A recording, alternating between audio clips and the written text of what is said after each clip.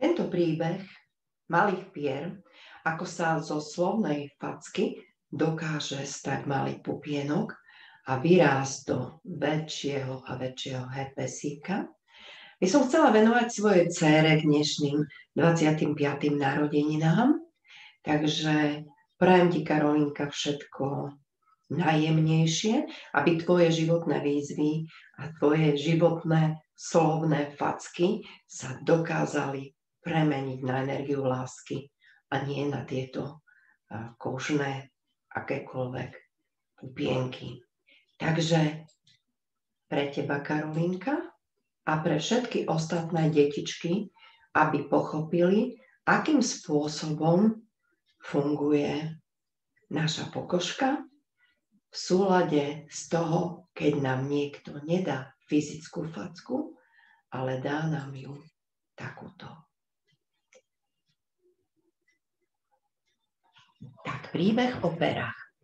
Príbeh o tom, ako sa zo slovnej facky stal pupáčik. Ahoj, mami, privítali malé pery mamičku. Bračekovi sa stalo niečo divné, horná pera mu napuchla a nechce so mnou ani rozprávať. Tak poďme za ním. Čo sa ti to stalo? Sme smutné a bolí to. Máme takéto pupáčiky na hornej pere. Čo sa vám stalo? Takéto ubolené? Milé pery, ja vám poviem príbeh, ako sme to my s opármi zvládli, a ak budete rozumné a budete dobre počúvať, možno pochopíte ten svoj príbeh a pupáčiky sa zauja rýchlo. Takže rozpovieme vám príbeh o nežiadaných kamarátoch mojich pier. Snáď vám pomôže. Oni sú 4 súrodenci. Najstarší je herpesík sepík, čo všetko oddeľuje. Takže oddeľovaním nejakých záležitostí sa nám môže vyskytnúť po celom tele. Potom sú dvojčatka, komunikátorička a držgrošík. Sú to opáriky, ktorí jedno má rád horné pery a druhý dolné. A maličká avtička cenička, ktorá sa objaví všade tam, keď sa nevieš doceniť. A ocenenie. Kto ťa ocení lepšie ako ty sám? Pozrieme sa teda na to, lebo ocenenie je protipol toho, že sme odmietaní. Tak pozrieme, kde máme pocit, že nás niekto odmieta, a predstavím ti ich a ty mi povieš, kto to vlastne navštívil teba, a zistíme prečo. Dobre? Počúvam. Tak zoznáme sa. Len si tak leží na tele a tvári sa veselé. Je to herpesík sepík, čo všetko oddeluje. Môže byť kdekoľvek, na akejkoľvek časti tváre, alebo aj celého tela. A podľa toho, kde dochádza k oddeleniu, k odlúčeniu alebo separácii, tak tá časť tela je potom postihnutá. Takže pozrieme sa na to bližšie.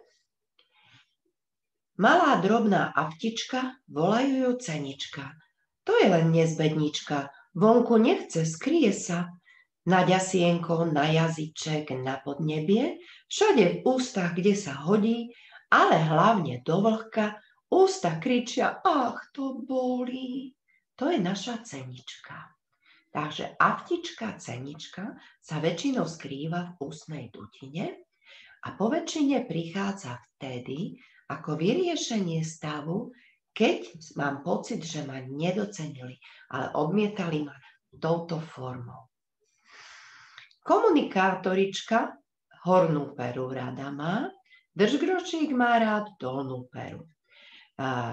Komunikátorička má rada hornú peru, horná pera je o vyjadrení emócií, takže buď máme pri určitom odmietaní tento stav, a keď nerozprávame v norme, buď rozprávame veľa, alebo málo. A to všetko kontroluje starý múdry šedá mozgová kôra. To všetko je pod jej kontrolou.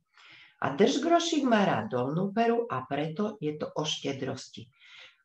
Ak nekomunikujeme v súlade s normou. Buď komunikujeme úplne málo, alebo veľa. Ale nikdy nepovieme to, čo skutočne cítime, len na to, aby sme zaviedli rozhovor. Tak sa nám začne horná pera stenčovať.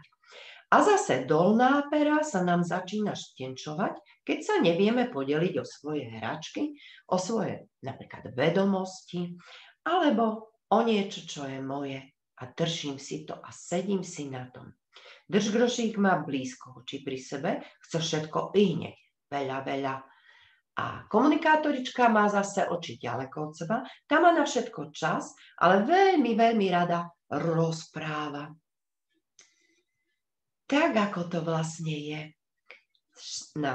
Naša šedá mozgová kôra, múdry mozog, rozpráva o tom, kto to vlastne títo 4 súrodenci sú. Len si tak ležíte na tele a tvárite sa tak vesele. No ja vás riadím, moji milí, ste vírusy, tak ste sa narodili. Počúvať musíte však, moji milí, preto vás ku mne priradili. Pokyny dostávate odo mňa, kedy je choroba a kedy zotavovňa. Takže tento typ vírusíkov je aký u vás? Pozrieme sa na to ďalej. Ach, dávate mi ale zabrať, moji milí, rozmýšľate, čo sa stalo, kým ste opárik zobudili. Vírusiky začnú pôsobiť vtedy, keď je už problém vyriešený. Čo sa stalo tebe, milá pera horná? A milé pery, čo sa stalo vôbec vám? Čo si myslíte? Kto? Musím to všetko ja zvládať? Úbohý mozog, ten všetko musí riešiť. Pomôž mi. Už viem, už mi svitlo. Svitlo mi to pretože dnes bol v škole taký deň, že ma od seba veľmi veľa som chcel porozprávať s kamarátmi a tak som rozprával o chlapcoch, ale rozprával som asi nie tak celkom pravdu. A ten sa veľmi nahneval a veľmi mi chcel ublížiť a ja som sa tak veľmi zľakol, že som až prestal rozprávať. Že by to bolo tým? Ale teraz sa nachádzame, tak čo sa na to pozrieť inak? Prečo vlastne opáriky prišli? To, že sa nachádzame v určitom stave, znamená, že už naša péra sa hojí. Ale čo sa stalo predtým? Čo spôsobilo to, že ten opárik ku mne prišiel na návštevu? Takže ja si myslím, že to bolo tým, že sme vlastne v triede pili z pohára a ja som pil z kamarátkynho pohára. Takže je to možné, že som pila z cudzieho pohára, za to prišiel mi herpesík? Je to jedna z možností, ale skutočne koľkokrát si tak pil z cudzieho pohára a opáriky neprišli? A prečo naviac prišli na hornú peru? A niekedy prídu na hornú, niekedy na dolnú, niekedy prídu do kútikov, niekedy prídu na tvár. Čo sa vlastne deje? Hľadaj dôvod ďalej. Keď sa to stalo mne, poviem ti svoj príbeh. Po tom, čo som zažila niečo, čo som nečakala a nemala som sa o tom s kým porozprávať, pokožka bola suchá, studená a tenká. 4 dní som sa trápila a s nikým som sa neporozprávala. Potom som našla kamarátku, s ktorou som sa o tom pobavila a vyriešili sa mi tieto moje stavy.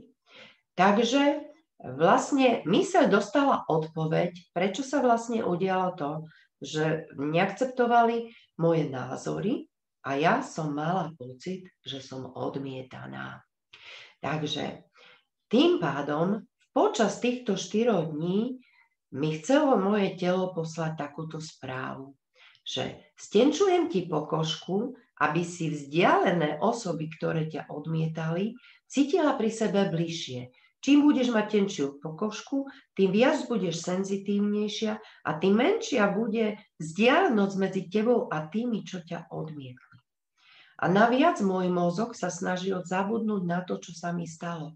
Cítila som sa ukrivdená a nechcela som to spolu naspäť o tom rozmýšľať.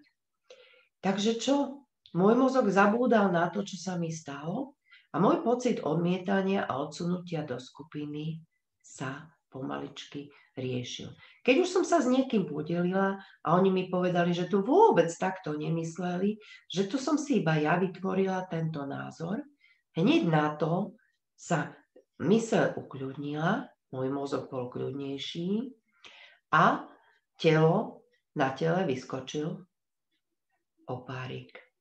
Tak, keďže pôsobilo to všetko 4 dní, toto moje trápenie, tak ma očakávala aj 4-dňová hojivá fáza.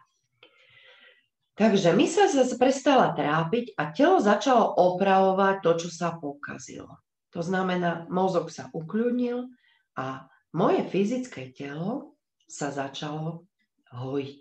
Hojenie sa prejavilo na pokožke opuchom, červenaním, svrbením, kožnými defektami, aftami, opármi, vyrážkami. To všetko môže na tej pokožke pôsobiť ako regeneračný stav konfliktu odlúčenia.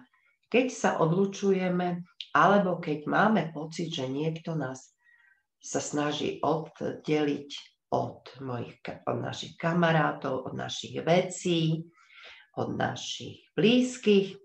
Takže hojenie trvá presne tak dlho, koľko sme nad tým rozmýšľali.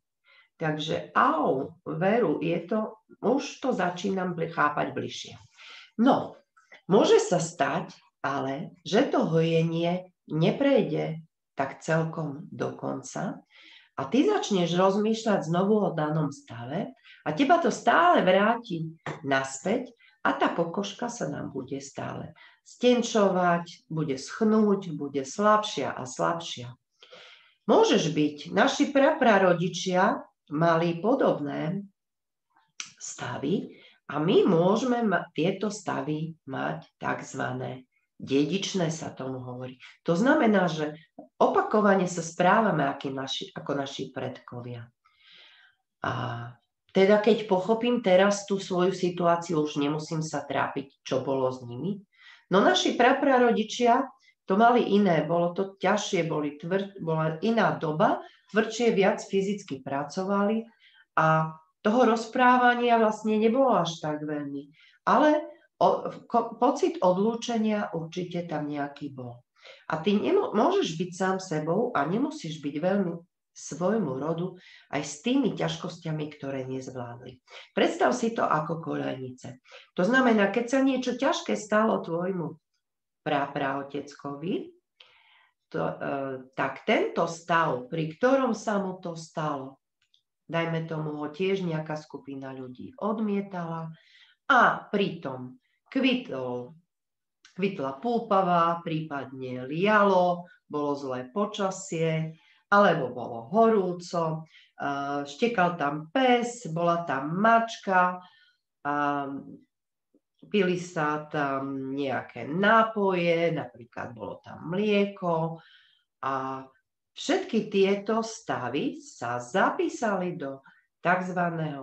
Bunkového programu našich predkov a oni, keďže to nevyriešili, nám poposúvali tieto svoje dedičstvá ďalej a my reagujeme opakovane ako oni.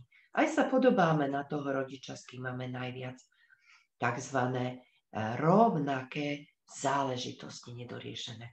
To znamená, ich starý vláčik, ktorý niesol určité situácie a ako oni na tie situácie reagovali, ty nemusíš pokračovať teraz v týchto koľajniciach, že nastúpiš a presne budeš reagovať ako oni. Ako náhle vyriešiš problém, môžeš si nájsť svoju vlastnú cestu, môžeš prekrížiť tieto koľajnice a ísť svojím smerom. Takže áno, ak pochopíš situáciu, už sa nemusíš trápiť, čo bolo niekedy a budeš riešiť práve to, čo je teraz. A to znamená, že to, že mi prišiel herpesík, Ako som si pôvodne myslel, že bolo preto, že som pil z pohára cudzieho, tak teraz už vnímam, že možno som len natiahol nejakú, možno tvoju koľajnicu, mami, kde si sa ty cítila odmietnutá, a pochopil som význam tejto nechcenej kamarátky. Už viem, keďže je to o hornej pere, je to kamarátka komunikátorička, pretože ona ukazuje rovnováhu vo vyjadrovaní citov, pocitov a emócií. Ak rozprávam málo, som uzavretý. Ak rozprávam príliš veľa, alebo nesprávne, alebo niektoho ohováram, alebo hovorím o niekom, čo nie je pravda, nasťahuje sa ku mne do hornej pery a moja horná pera sa začne stenčovať, kým sa trápim, a ukrýva sa pomaličky dovnútra a ja sa uzatváram do seba. Rovnováha je potrebná vo všetkom. Pochopil som aj význam opakovania, aj význam koľajníc, aj všetko súvisiace s tým, keď som mal pocit, že som bol odmietaný, a preto som sa snažil prerozprávať tak pútavo, aby si ma všimli, aby ma prijali medzi seba.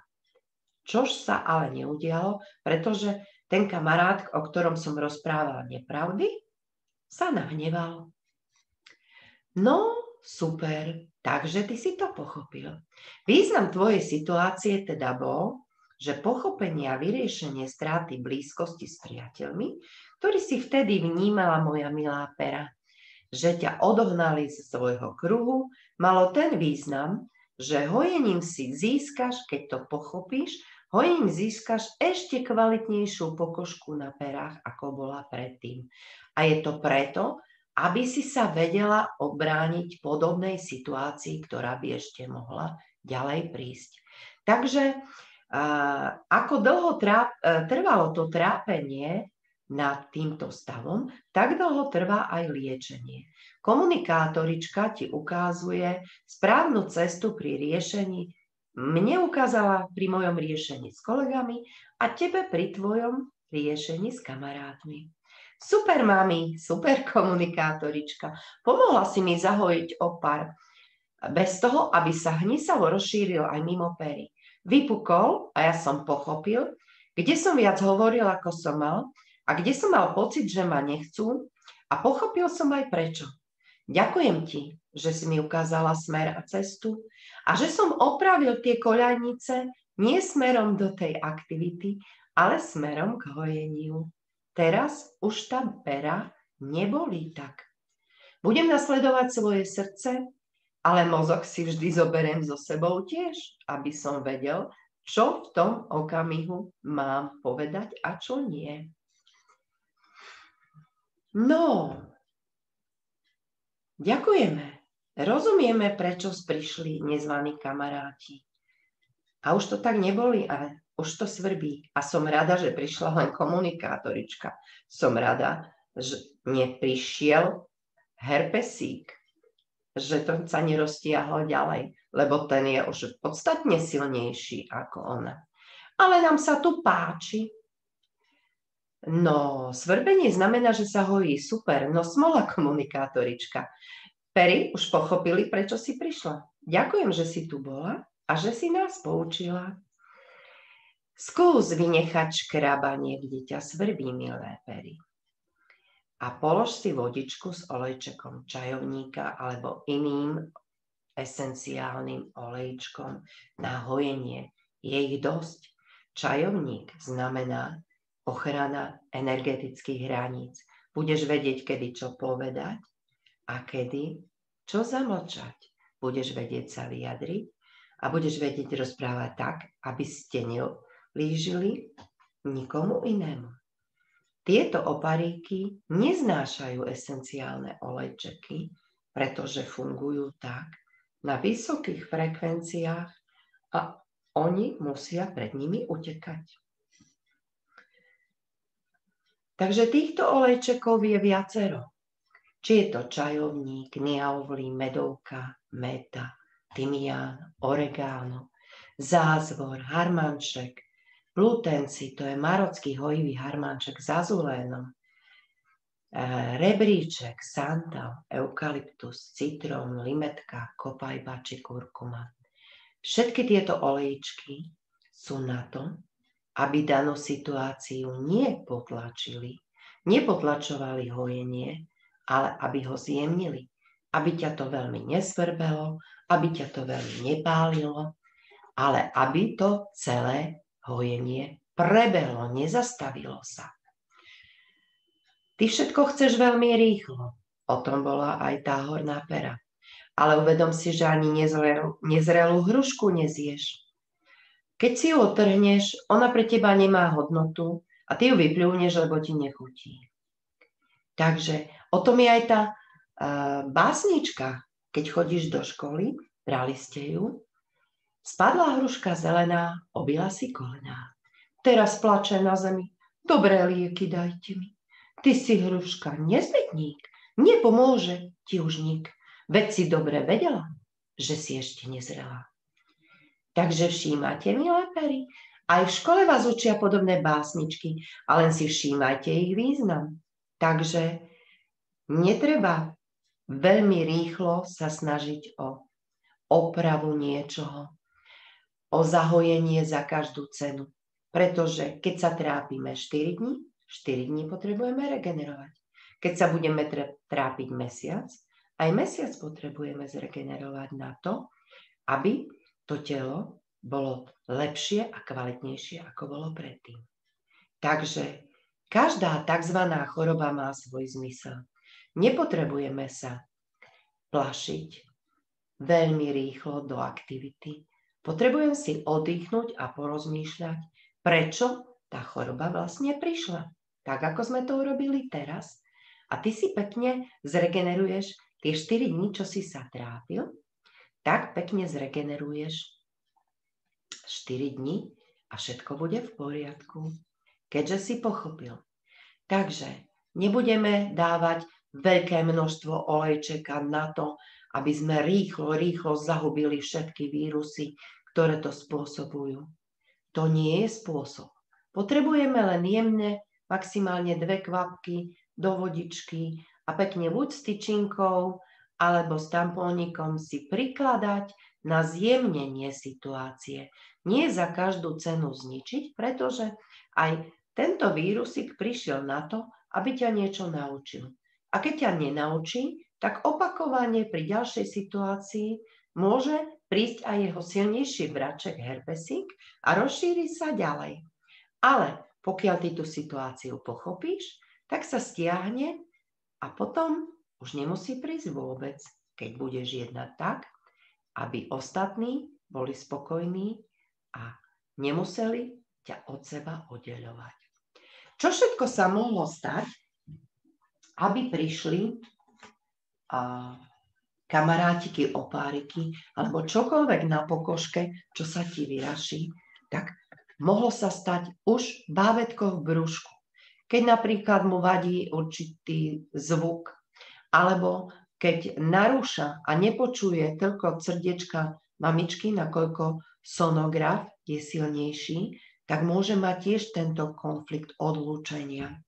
Alebo bábätko, ktoré má veľa lásky, je to v poriadku, ale keď rodičia potom odídu niekam a nechajú bábätko na starosť niekomu inému, tiež tam môže byť konflikt odlúčenia. Deti zažívajú aj konflikty rozchodu, keď sú pokarhané, potrestané, týrané. Keď sa narodí nový súrodenec a neviem sa s ním podeliť o hračky a bojím sa, že získava viac pozornosti. Keď sa rodičia rozídu, keď nemôžeš vidieť svojich priateľov, keď ťa oddelia od obľúbenej bábiky, od medvedíka, alebo keď ti nasadia čiapku, ktorú nechceš nosiť, alebo ti nedajú tú, čo chceš nosiť, alebo keď máš mokrú plienku a nevedia ťa prebaliť rýchlo, alebo domáce zvieratko, ktoré tiež je opustené a čaká, kým sa vrátiš zo škôlky alebo zo školy, kým ho vyvenčíš. Aj toto môže mať takýto konflikt opustenia a tiež sa mu môže objaviť niečo na jeho koške, či mačiatko, či psíčatko, alebo keď máš neobľúbené ponožky, alebo topánky, alebo obľúbené, ktoré ti buď nechcú dať, alebo musíš ich nosiť.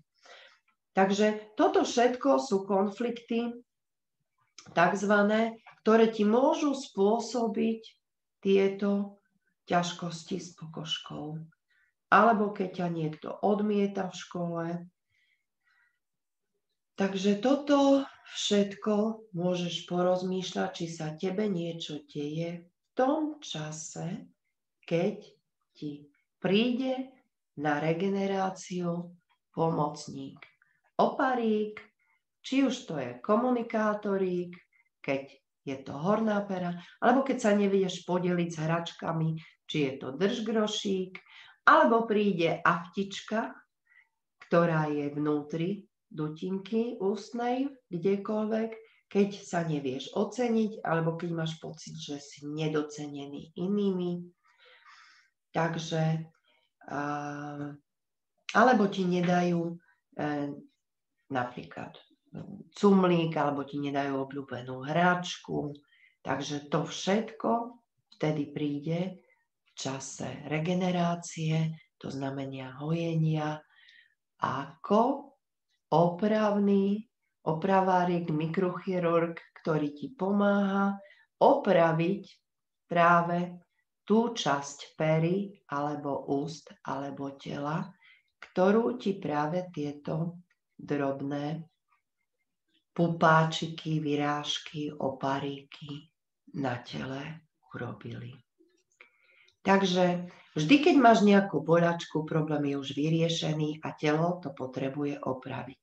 Takže mu len poskytni útechu, že začalo veľké uzdravovanie. Takže táto bolesť by nemala byť na to, aby si bol zúfalý. V skutočnosti v prírode neexistuje nič, čo by nemalo zmysel a akékoľvek takzvané ochorenie, keď sme my zaskočení, riešia také biologické programy.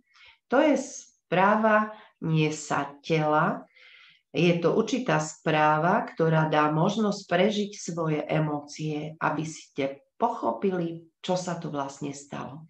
Takže ak si smutný, aby si ten smutok nepotlačil, ale vysmutnil sa, aby si nepotláčal slzičky, ale vyplakal sa. Emóciu si treba prežiť a nechať ju pretiecť, nenechať ju mokvať vnútri, vyzlostiť sa, vystrachovať sa a ochorenie ti poskytuje čas k hojeniu a tým aj k riešeniu danej situácie. Lebo keď ju nebudeš potláčať, necháš si ju precítiť, necháš si ju prežiť, tak tým pádom zmocnieš a bude z teba úspešný človečik, alebo vy budete úspešné pery, ktoré dokážu aj komunikovať, aj vedieť sa podeliť, aj vedieť sa oceniť a aj vedieť, kedy je čas byť sám sebou a kedy je čas byť s inými. Takže každá tzv. Choroba má svoj zmysel a to je koniec a zároveň začiatok ďalšieho nového dňa. Takže, milé deti, akékoľvek kožné ochorenie, ktoré ti prichádza, skús porozmýšľať, čo mu predchádzalo a budeš vedieť, ako v tej hojivej fáze reagovať. Takže prajem ti krásny zážitok s tvojimi regeneračnými stavmi alebo hojivými, aby si vedel, prečo prišli.